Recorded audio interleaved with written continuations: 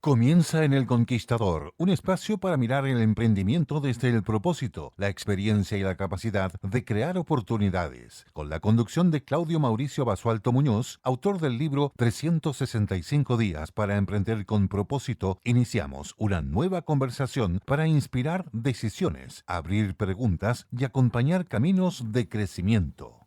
Hola, buenos días, buenas tardes, como me gusta decirlo en esta hora. Bienvenidos a un nuevo programa de Emprende con Propósito. Hoy día es nuestro programa número 6 y estoy muy contento porque he recibido buenas críticas de mi entorno. Bueno, puede ser poco objetivo porque es de mi entorno las críticas que he recibido. Espero que este programa les esté sirviendo. Este programa intenta hacer una pausa en esta vorágine que la vida siempre nos tiene. Hoy día estamos en un proceso, ¿cierto?, de este gran frente de mal tiempo que tiene a tantas familias chilenas complicadas. Esperemos que esto pase pronto. Nos damos cuenta que todas las autoridades están muy involucradas en la situación, los organismos militares, bomberos, todo el mundo trabajando por solucionar este tema, en particular en el norte de nuestro país. Bueno, hoy día en este capítulo número 6 queremos conversar un poco de lo que tiene que ver con la inteligencia artificial, eso que tanto escuchamos, que tanto vemos en redes sociales, en todos lados. Y tenemos que entender un poco cuál va a ser el gran aporte que esto está trayendo. Esto se acelera a una velocidad increíble, es tan rápida que nuestra mente, ¿cierto?, no es capaz de darse cuenta con la velocidad que la inteligencia artificial aprende, crece y se desarrolla cada vez más. La hipótesis que quiero plantear el día de hoy es que yo siempre he dicho en este programa y también a quienes han podido tener la oportunidad de escuchar mis charlas o leer el libro, siempre menciono que el principal emprendimiento de una persona es uno mismo, dado que es una invitación a que nos conozcamos, a que tengamos una vida interior un poco más profunda, porque en la medida que tengamos esa vida interior más profunda, sin ninguna duda que vamos a poder tener una mayor regulación emocional y por lo tanto vamos a poder tomar mejores decisiones y ciertamente, probablemente, mejores resultados. Bueno, lo que hay que tener claro hoy día con la inteligencia artificial es qué hago con ella hoy. Y hay muchas hipótesis y lo planteo así, no como una verdad, que es la frase típica que ocupo con ustedes. Y es que la inteligencia artificial sabemos que puede acelerar todo, pero también podría amplificar los errores humanos. Por eso es tan importante que sea una herramienta a la cual no debemos temerle. Es una herramienta en la cual tenemos que conocer, ver de qué se trata. Y aquí viene lo más increíble. La misma herramienta nos puede enseñar a usarla y a sacarle el mejor provecho. Pero hay algo que espero que esta herramienta, y yo no podría vaticinar lo que viene en el futuro porque todavía no dejo de sorprenderme, pero es posible que lo único que tengamos como gran ventaja competitiva los seres humanos es justamente eso, nuestra lógica humana, nuestras emociones, la manera en que tomamos las decisiones, y no nos olvidemos que esta es una herramienta más, no es otra cosa más. Bueno, hoy día tengo un par de invitados muy interesantes. Vamos a conversar primero con Felipe Contreras. Él es socio fundador de Gulliver y miembro fundador de 3xI. Un hombre que lleva años apostando a que la confianza y la colaboración son una de las tecnologías más poderosas que cualquier algoritmo. Después tendremos a Paola Canesa, ella es psicóloga, consultora y ya lleva más de 15 años asesorando a muchos líderes, y creo que va a ser una conversación muy interesante desde lo social, desde el liderazgo, desde la inteligencia artificial. Así que ahora los invito a una pequeña pausa musical y ya regresamos.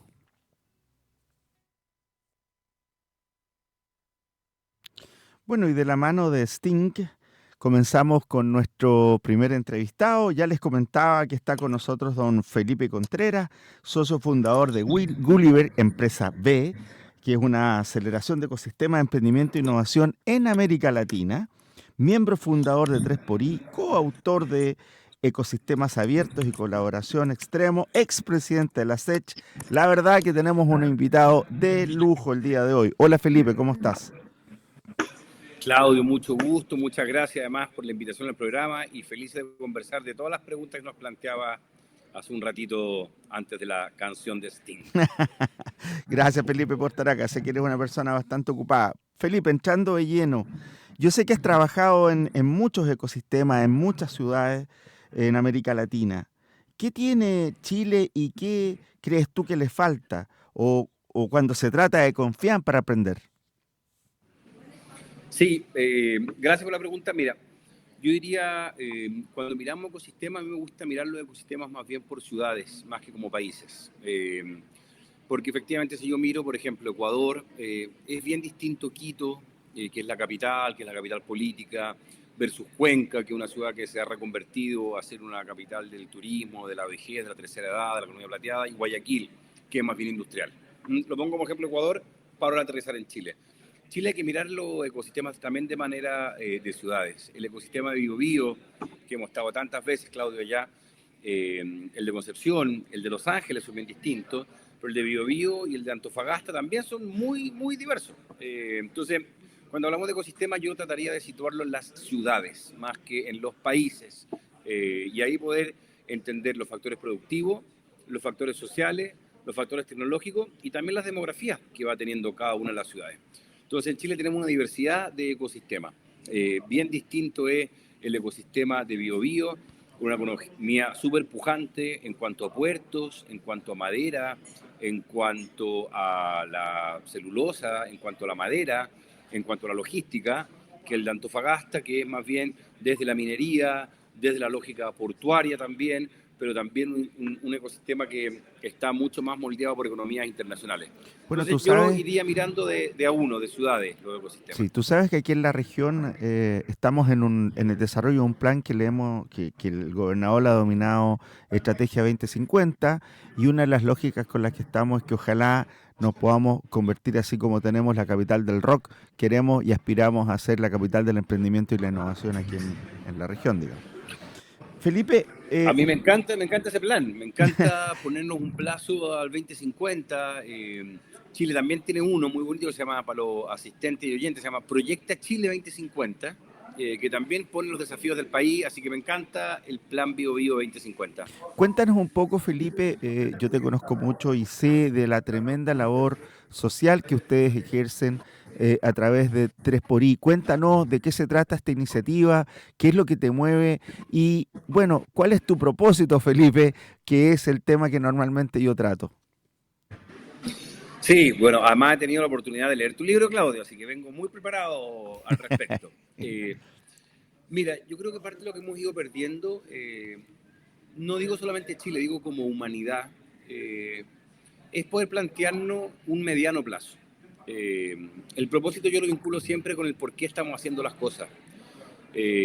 No solamente con qué hago, sino por qué lo hago. Y yo creo que en Chile hemos perdido, me voy a poner el país, un poquito la brújula de qué es lo que estamos haciendo y para qué lo estamos haciendo. Y yo creo que la colaboración entre distintas áreas, como la empresa grande, los encadenamientos productivos con las chicas, la academia con soporte formativo de conocimiento, que se pueden hacer innovaciones, patentes para las startups, y que eso beneficie a la ciudad, que eso beneficie al país, que eso sea también liderado por los municipios, por el sector público, creo que es un desafío que le hace bien a Chile, y no hace bien como individuos, como personas. Hoy día, cuando preparaba esta entrevista, venía escuchando, iba a dejar a mi hijo al colegio y me acordaba de una canción de Fito Páez que se llama Al lado del camino, que no puede ser más metafórica, porque Sí. si ustedes escuchan la canción, el tipo está todo el día en el camino. O sea, no está nunca al lado, está ahí jugando el partido. Y hay una frase que me gustaba mucho que decía, vivir atormentado de sentido. Esa es la parte Qué más pesada. bonito. En tiempos donde nadie escucha a nadie, en tiempos donde todos contra todos, en tiempos egoístas y mezquinos. Perfecto. Y yo creo que parte de lo que nos está pasando, Claudio, es que estamos en esa lógica. Estamos en la lógica de competir comunas con comunas, empresas con empresas, derechas con izquierda, en un juego que nos aporta a ratificar mis propias creencias sin escuchar lo que está pensando un muy válido otro, como lo decía el profesor Maturana. Entonces yo creo que ahí hay un propósito grande, cómo somos capaces de, con nuestras maravillosas ideologías, trabajar juntos en torno a algo que le haga bien a Chile, en torno que le haga bien a Biobío, en torno que le haga bien a Los Ángeles, o a Arauco, o a Conce, o a Talcahuano, o a San Pedro de la Paz, que efectivamente haya un proyecto, un poquitito de futuro que nos permita soñarnos, imaginarnos distintos, y que eso pueda transformarse en una acción colectiva, con hechos, con proyectos, con iniciativas concretas que uno dé y se dé cuenta que podemos hacerlo de manera diferente. Sin ninguna duda, Felipe, ese entramado está funcionando desde lo que ustedes han accionado desde siempre con Gulliver, con ese tremendo compañero tuyo que es Leonardo Maldonado, que yo siempre digo que es mi padrino, es un capo que tenemos aquí en Chile, junto a ti, sin ninguna duda. Entonces, creo que lo que ustedes han hecho, esto que tú vengas permanentemente a nuestra región, que conozcas con claridad lo que estamos, esto mismo que estemos conversando aquí, intencionando esta conversación, influyendo, esperamos positivamente en quienes nos puedan estar escuchando, porque habemos un grupo de personas que estamos ocupados en intentar darle un poco más sentido a lo que estamos haciendo, sobre todo en tiempos tan difíciles, rápidos y acelerados. Y el tema que yo trataba hoy día era de inteligencia artificial. Y cuéntame, ¿cómo ves tú? ¿Cuál es tu mirada en esto? ¿Esta aceleración, crees tú, nos va a acelerar? ¿Cierto? Sin ninguna duda, pero ¿nos junta o nos va a separar más? Yo uno de los temas que más temor tengo no es que hayan pérdidas de trabajo. Yo el temor más grande que tengo es que haya cierto un gap mucho más grande entre los que más saben y los que menos saben, y que esto va a potenciar más aún a los que saben. Entonces, una de las cruzadas relevantes, entiendo yo, es que tenemos que ayudar a quienes creen de que esta es una herramienta inalcanzable para ellos. ¿Qué opinas tú? Sí, soy agnóstico a las dos creencias, es decir, por un lado no soy de los desesperanzados que creen que todo esto va a revolucionar el mundo como nunca antes ha pasado. Los seres humanos tenemos la maravillosa capacidad de reinventarnos. Yo me imagino cuando surgió la luz, imagínate lo que debe haber pasado de pasar de velas a luz y los cables que eso significaba. En fin, cuando el año 2000 decían que los computadores iban a dejar de funcionar el 31 de diciembre a las 0000 porque todos los circuitos se iban a acabar. Pero también veo los riesgos, Claudio, como tú bien lo dices, el que más información maneja, el que más conocimiento tiene, la brecha de oportunidades entre unos y otros. Entonces, respondiendo a tu pregunta, yo soy más bien una persona que cree que la inteligencia artificial nos va a permitir estar más conectados con el pasado. Y el pasado creo que nos hacía más humanos. ¿Por qué? Porque nos permitía tener contacto con pares, con nuestros padres, con nuestros amigos, estar más en comunidad, estar más en barrio. Yo creo que nos va a liberar mucho tiempo, Claudio.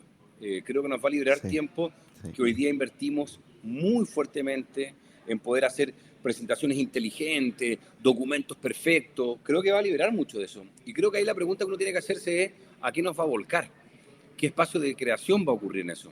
Y yo creo que los espacios de creación son inevitablemente colectivos. Y eso es lo bonito, porque al ser espacios de invención, tienes que inventarlo con otros. No solamente con la inteligencia artificial, tú y yo. Implica Claudio y sus pasiones, implica a Paola, que también va a estar acá un ratito más, y sus pasiones, implica a Felipe y sus pasiones, y eso nos vuelve a la tribu, nos vuelve a la comunidad, nos vuelve a lo que hemos ido perdiendo, que tiene que ver con nuestra capacidad de interactuar como ser humano, con nuestras creencias y con nuestra creación de valor para otros en la sociedad. Entonces yo soy más bien un optimista que nos va a liberar tiempos para poder volver a volcarnos a lo que nos importa. Creo que hemos pasado demasiado rato preocupados ¿cómo se llama? De la fanatización del like, del orgullo por pertenecer, de los me gusta en LinkedIn. Creo que nos va a llevar un poquito más a estar conectados, como esta entrevista, como las veces que hemos podido charlar respecto a tu libro, respecto a lo que quiere hacer Biobío. Creo que nos vuelca a ser más humanos. Y yo confío en la capacidad del ser humano. Felipe, ya para ir lentamente cerrando, ¿cierto? Y digamos, hay un tema que me ocupa mucho respecto de lo que tú siempre trabajas. Tú trabajas la confianza entre organizaciones, entre mundos distintos. Pero la confianza también se juega puertas adentro, en el equipo, en si la gente se atreve a hablar o con todo lo que has visto, ¿qué le pasa a una empresa cuando su gente se calla? Sí, me encanta tu pregunta. Yo la confianza más la definiría como un factor crítico para Chile. Hay mucha gente que cree que la confianza es como de buena onda solamente, ¿no? Yo soy de los discrepos de esa idea. Yo creo que la confianza es una infraestructura crítica para el país. Ujú. En la medida que perdemos la confianza, aumentan los problemas sociales, las empresas tienen más dificultad para hacer su trabajo, la ciudadanía se siente engañada, existen más protestas, existe un estado de ánimo que efectivamente empieza a condicionar nuestra manera de ser. Entonces, la confianza y la colaboración, a mí me gusta mirarlo como una infraestructura crítica del país. De hecho, podemos conversar otro día de esto porque se nos va a acabar el tiempo, Sí. pero estamos en un programa justamente de colaboración y yo pongo que efectivamente vamos a hacer un estudio de la colaboración. Cómo la colaboración no solamente un lindo abrazo y un buen palmoteo en la espalda, sino que permite hacer proyectos que desarrollen biobío. Yo pienso, no sé, en el gas, la energía, Neuquén, biobío, biobío 2050, y digo, aquí tenemos que hacer un esfuerzo público-privado, aquí tenemos que hacer un esfuerzo de las empresas y los encadenamientos productivos con las pymes, aquí tenemos que hacer un esfuerzo entre el sector forestal, entre el sector energético, entre el sector de Chile puesto en el mundo como país. Yo digo, aquí tenemos un esfuerzo que implica confianza y colaboración. Sin ninguna Yo estoy duda. seguro de que esto merma muchísimas oportunidades que estamos teniendo la falta de confianza. Aguas adentro, vida interna para adentro, la confianza uno la podría definir, a mí me gusta siempre definirla en 4 categorías. La primera es la confianza en la competencia misma, en tus competencias, no en la competencia del otro, en tus competencias, en saber que tú puedes hacer algo. Por ejemplo, conducir un programa de radio, la competencia en.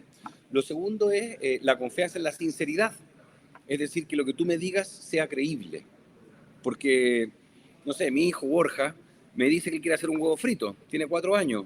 Yo confío en su sinceridad, pero no debo confiar en su competencia aún. Sin duda. Hay aceite hirviendo, se puede quemar. Entonces, la confianza hay que dividirla en eso. Entonces, primero la confianza en ser competente, la segunda confianza en la sinceridad, la tercera confianza en la responsabilidad y la cuarta, la confianza en la capacidad de estar a cargo, en el involucramiento. Muchos de los trabajos que tenemos hoy día, Claudio, no requieren saber, requieren estar involucrados. A mí me encanta cuando en mi equipo, yo tengo una reunión en este momento, donde efectivamente una persona estaba en la reunión y dijo, yo voy. Eso significa confianza en el involucramiento. Es decir, no sé a qué voy, sé que si me estás invitando es porque tengo competencias, confías en mi sinceridad y confías en mi responsabilidad. Entonces yo la confianza hago adentro, la pregunto en esas 4 cosas siempre. Perfecto. ¿Cuán sincero estás siendo? ¿Cuán competente eres? ¿Cuán responsable estás declarando lo que vas a hacer? Y cuán involucrado estás en lo que está saliendo de tu boquita para con otros, que genera además confianza en tus promesas y en tus ofertas para el mundo. Tremendo, tremendo aporte, tremenda reflexión, Felipe. Te agradezco profundamente tu tiempo. Nos dejas con esta plataforma clave que significa la confianza, ese entramado que construye familia, que construye ecosistemas, que construye países. Así que muchas gracias por tu tiempo. Sé que nos veremos Encantado, Claudio. muy próximamente. Un fuerte abrazo para ti. Y te felicito mucho por tu libro, está realmente maravilloso. Gracias. Lo recomiendo a muchos padres que lo lean. Es una linda oda de cómo en un año uno puede emprender con propósito, con sentido, con hidalguía y con coraje. Así que felicitaciones, Claudio. Muchas gracias, Felipe. Un abrazo para ustedes, para ti. Un abrazo para ti. Nos vemos en un nuevo capítulo contigo en algún instante. Bueno, Cuando guste, a la orden, maestro. gracias. Bueno, ahora vamos a una pequeña pausa. Sin embargo, quiero presentar antes a Paola, que nos está esperando y está por entrar aquí en el set muy rápidamente.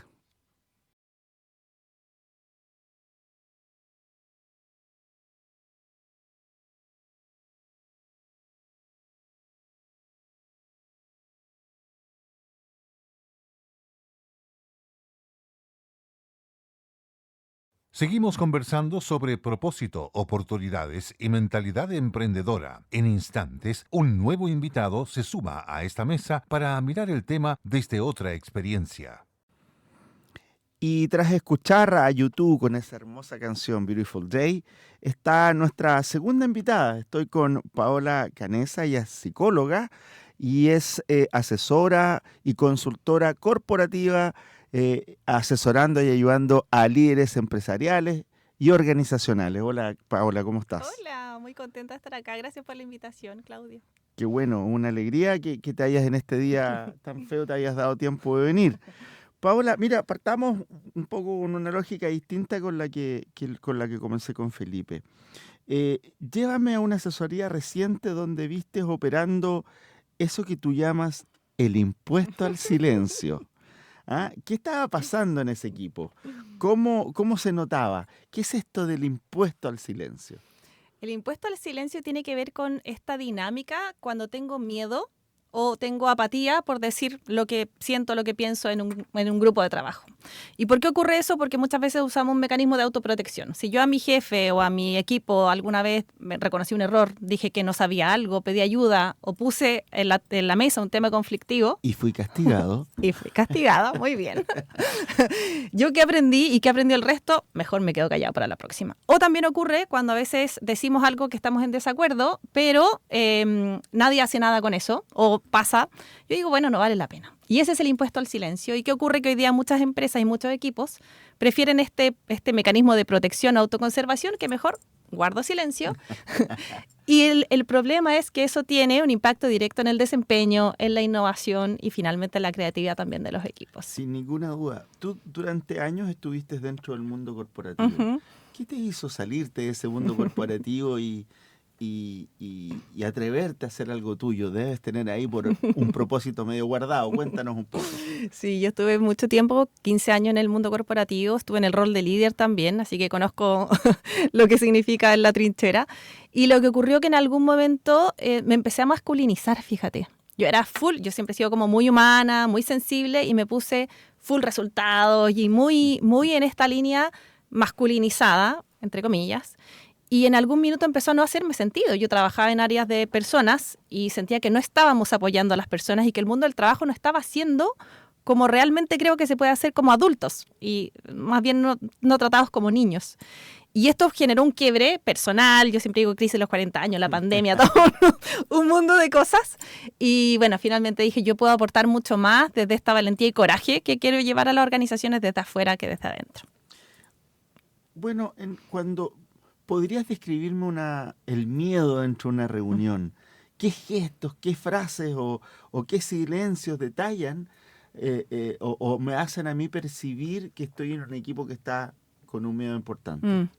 El miedo actúa de maneras bien distintas por diferentes personas. Hay algunas personas que se achican, incluso su cuerpo se ve que se vuelve más pequeño, su tono de voz es muy sutil, como una voz muy chiquitita. Pero también el miedo a veces nos lleva como a la hiperacción. Y lo que se nota es como uno siente en el ambiente una tensión que no siempre se puede registrar por algo que uno ve, sino que se siente en el cuerpo. Y es como, y hoy día la investigación ha dicho que esto es una neurocepción, que es como el cuerpo está todo el rato registrando cuán amenazante es este espacio o no. Y de acuerdo a eso yo reacciono de una manera y pienso, siento y me comporto de una manera cuando siento que hay un ambiente que está muy seguro y puedo ser yo y me relajo y hablo y digo, y en un ambiente donde yo digo aquí algo ocurre. Entonces todo nuestro sistema nervioso autónomo está registrando por defecto cuán seguro o no seguro es este ambiente. Entonces, creo que cada uno de nosotros tiene esa sensación o esa percepción y también uno lo ve. Hay comentarios que son muy sutiles, termina la reunión muy silenciosa, pero fuera de la reunión empiezan los chats, empiezan las conversaciones de pasillo, esto no va a resultar, le dije que sí, pero en realidad no quería decir que sí. Entonces, como hay señales que son muy sutiles y otras más evidentes que nos hablan de cuál es ese miedo. Qué increíble. Fíjate que justo este fin de semana, aprovechando la lluvia, pongo mi música favorita y estaba leyendo a Antonio Damasio. Y hay que leerlo como 10 veces para entender lo que te dice. Porque estaba leyendo respecto de la diferencia entre sentimiento, emoción y percepción. Fíjate que nunca me había dado cuenta de que en el fondo los que tienen el sentimiento son nuestros órganos y que tiene una sola lógica, la homeostasis. Quedé así, wow, O sea, no dejo de sorprenderme de la perfección Sí. con la que el ser humano está hecho, y por Dios que sabemos poco de esta máquina maravillosa. Total. Bueno, ya que te hablo de máquina, cuéntame cómo se vive hoy día desde adentro, desde los equipos. ¿Qué has percibido tú? ¿Cómo se vive hoy día lo que es esta revolución de la inteligencia artificial, de estas máquinas, los humanoides, y muy prontamente, ¿cierto?, la computación cuántica? ¿Cómo has sentido tú que lo han tomado los equipos? Es bien loco porque cuando pregunto y conecto con los equipos, la primera como respuesta es incertidumbre.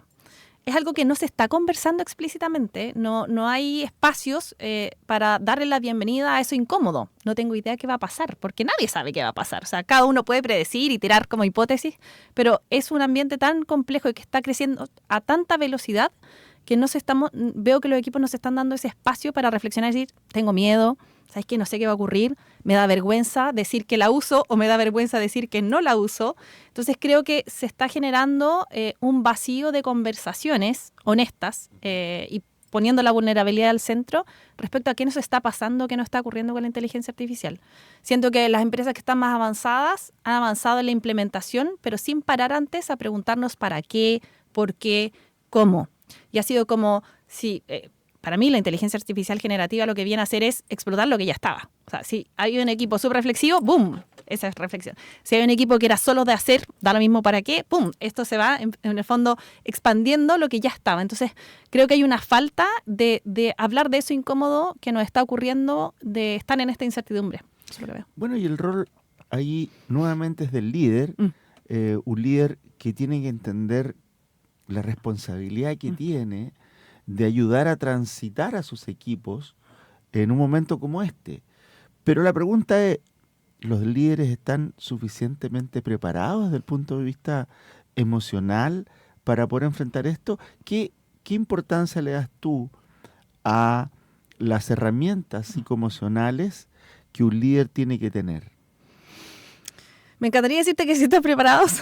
Creo que no. Creo que estamos haciendo un cambio de paradigma en qué significa liderar en el mundo actual. Antes era yo te mando y te digo y tú haces. Hoy día hay equipos que las personas no están así, sobre todo las generaciones que vienen interviniendo. Y creo que esto socioemocional que tú mencionas, que yo también quiero incorporar el cuerpo, también esa mirada del sistema nervioso, no estamos absolutamente preparados, menos para lo que se viene. Entonces creo que ahí hay un imperativo moral de aquellos líderes y organizaciones de dar esas herramientas. Creo que hoy día adolecemos. Creo que tiene que ver con un camino también personal que muchas veces es incómodo transitar en ese desarrollo de quién soy, cómo me comporto. Y nada, creo que hay que acelerar ese espacio de poder tener más herramientas concretas. ¿Qué debería ser un líder, así en lo práctico? No sé, un día lunes, un día martes, un miércoles llega a la oficina en la mañana. ¿Qué es lo primero que debería hacer? Mira, yo creo que lo primero es sentarse con un 1 a 1. Hoy día hay una herramienta que es muy básica, que es tener reuniones de 20 minutos con cada una de las personas. Y ojo, no para rendir cuentas, no para decir cómo vas con este proyecto, cómo vamos. Oye, ¿cómo estás?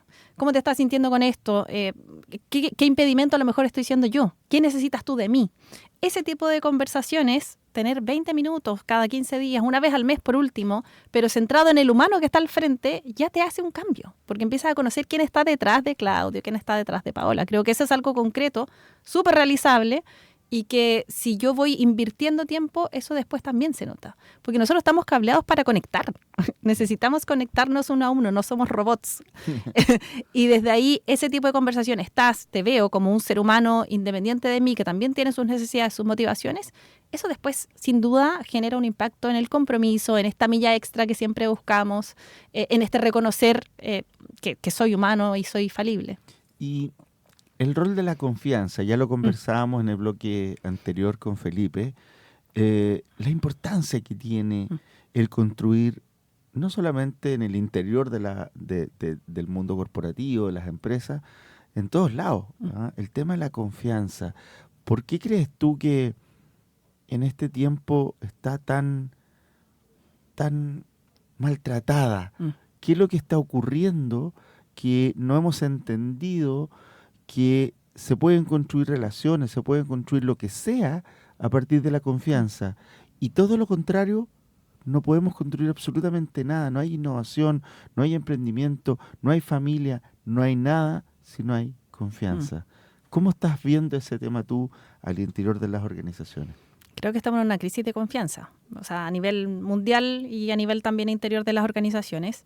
Creo que ha tenido mala prensa porque todo lo blando, y voy a poner bien ahí el doble, el paréntesis, todo lo blando entra como a un espacio, como siempre me gusta decir, al lado del incienso y el palo santo, que son geniales, todo lo que quieras, pero como que no se ve el impacto directo que tiene en los resultados, en el negocio, en el mundo entero. Entonces creo que hay una crisis también de esa, no sé, como desconexión con nosotros mismos. Como que estamos tan acostumbrados al scrolling, a estar todo afuera, que hemos perdido esa conexión con nosotros. Y si yo no tengo una conexión primero conmigo, es difícil que la pueda tener contigo. Creo que por ahí va un poco esa crisis de confianza que creo que se está aumentando, incrementando, justo por esta revolución que tenemos de la inteligencia artificial generativa. Fíjate que el otro día cuando nos tomábamos un café, yo te comentaba que una de las cosas que a mí me había sorprendido es que las cosas que le suceden al ser humano son cosas que ya han pasado antes. Y conversábamos de que por ignorancia o por arrogancia, los seres humanos no hemos perdido ese conocimiento, ese aprendizaje y de esa historia del pensamiento humano. Esto que hablamos de la crisis de confianza no es la primera vez y seguramente no va a ser la última. Por alguna razón, los seres humanos en la humanidad tenemos que transitar por estos péndulos que nos llevan a un lado y a otro. Y fíjate que ayer fui con mi familia a ver la Odisea. Y claro, cuando uno ve lo que Homero escribió y todo el mensaje que hay detrás, todos leímos la Odisea, pero creo que la leímos a una edad en que probablemente no teníamos las competencias psicoemocionales para entenderla. Y así que voy a leerla de nuevo porque me motivó haber visto la película, pero sobre todo lo que más me cautivó es pensar cómo Homero, 700 y tantos años antes de Cristo, logró visualizar, escribir esto. Y te das cuenta, en algunos pasajes de la película, no quiero hacer spoiler o los que no han leído el libro, pero hay unos pasajes de la película que claramente muestran lo que ocurre con la humanidad o lo que ocurre con nosotros mismos cuando estamos viviendo ciertos procesos. Siento que espacios como los que tú tienes en tus programas o en tus intervenciones, espacios como este, o lo que a mí me motivó a escribir el libro, es justamente ayudar a más personas a salir un poco de este estado, como yo he dicho, de ignorancia o arrogancia, da lo mismo lo que sea. Pero lo importante es que nos hagamos cargo de eso, porque también da la sensación de que le traspasamos la responsabilidad a otros porque el mundo sea mejor. Sí. Y la verdad que no, el mundo es mejor en la medida que yo soy mejor, en la medida que mi entorno más cercano, ¿cierto?, lo impacto positivamente. Y al final del día el mundo es el mundo interior. ¿Cómo manejas tú esto en términos prácticos con los líderes, sin prender, como bien dices tú, el palo santo, el incienso? Mira, hay algo que es muy básico. Para mí, todo va en las conversaciones. Y hay un ejercicio que se llama instrucciones de lavado, ¿ya? ¿Ya? No es mío, es de un autor. Y lo que dice es, transparenta tu forma de colaborar. ¿Tú prefieres que te llame por teléfono o te mande un WhatsApp o un Teams? ¿Tú eres más productivo en la mañana o en la tarde? ¿Prefieres que conversemos un 1 a 1 de pasillo o prefieres tener una reunión? Son cosas básicas que ni siquiera nosotros nos ponemos a registrar, ni siquiera sabemos. Y luego eso se comparte con el equipo. El otro día en el podcast entrevistaba a una líder, ella es genia, una CEO de tecnología, y ella lo aplicaba con su equipo de manera innata y ella decía, yo tengo aquí mi carta de navegación y yo cada vez que llego a un equipo le digo, mira, este es mi manual de instrucciones, estas cosas me gustan, esto no me gusta, esto me molesta. Es algo muy simple, pero que permite primero generar autoconocimiento y luego que eso se esparza. Claro. Porque si tú me llamas y a mí me molesta que tú me llames y yo te mando WhatsApp y a ti te molesta WhatsApp, vamos a generar posiblemente un conflicto que se podría evitar si cada uno transparenta. Y es como la etiqueta de la ropa, ¿cachai? Además, claro, y además un conflicto que ocurre a nivel inconsciente, si eso es lo más increíble. Fíjate que, mira, lo que me acabas de decir me recordó, hay algo que yo siempre ocupo con un contrato que le denomino contrato de expectativas. Es muy similar a lo que Muy tú me similar. señalas. Claro, porque en definitiva te fijas que muchas veces en la cabeza de cada uno de nosotros habita una expectativa del otro y el otro nunca se enteró. Entonces, Justamente. hagamos un contrato de expectativas en donde en definitiva tú me transparentes desde dónde ves, qué es lo que esperas de esta relación, qué es lo que esperas de este equipo, qué es lo que esperas de lo que fuere. Y si lo transparentamos, bueno, va a ser mucho más simple, mucho más fácil para poder sacarlo adelante. Dano, estamos ya en el último minuto, antes que nos toquen el pito de término de partido. Eh, ¿Qué mensaje nos podrías dejar? ¿Qué es lo que más ves tú? ¿O cuál es tu siguiente paso en el cual estás tú intencionando toda tu energía? Mi intención de energía está en salir un poco de las organizaciones que veo mucho esta armonía artificial, fíjate. Que te sonrío, ¿no es cierto? Y te digo, sí, está súper bien, Claudio. Y en 6 meses más te digo, Claudio, hasta aquí llegamos, gracias por lo que hiciste, pero en realidad no sigues trabajando con nosotros. Creo que sobre todo en Sudamérica hay una cultura de no decirnos las cosas por cuidar la relación. Ujú. Y no ser claro no es bueno, digamos, también impacta. Entonces creo que hoy día tiene que ver con eso, con cómo generar estos espacios de valentía o coraje para decirte la verdad, francamente, pero cuidándote. Entonces desde ahí un poco este equilibrio entre cómo ser exigente, pero ser también muy cuidadoso con el otro ser humano que está. Así que por allá van todas mis fichas van hacia allá. Fantástico. Bueno, ya estamos terminando este sexto programa. Estuvo muy, muy interesante. Agradezco muchísimo a Felipe, a ti, Paola. Sé que nos vamos a seguir viendo igual que con Felipe. Quiero que conozcas a Felipe. Felipe es un atómico, ha hecho mucho por nuestro país. Así que no, los dejo, espero que motivados, espero que reflexionando. Es muy necesario el día de hoy poder tener esa conversación con nosotros mismos. Es importante aprender a estar con nosotros, pero en el tiempo presente, no pensando en lo que ocurrió o planificando lo que viene, sino que en este tiempo presente de lo que estamos viviendo, agradeciendo lo que nos está ocurriendo, porque por algo es lo que nos está ocurriendo. Muchas gracias y si Dios quiere, nos vemos el próximo martes en un nuevo capítulo de Emprender con Propósito aquí en Radio El Conquistador. Gracias por ser parte de esta conversación. Que las ideas de hoy se transformen en preguntas, decisiones y pequeños pasos con sentido. Nos reencontramos en El Conquistador en una próxima emisión para seguir emprendiendo con propósito.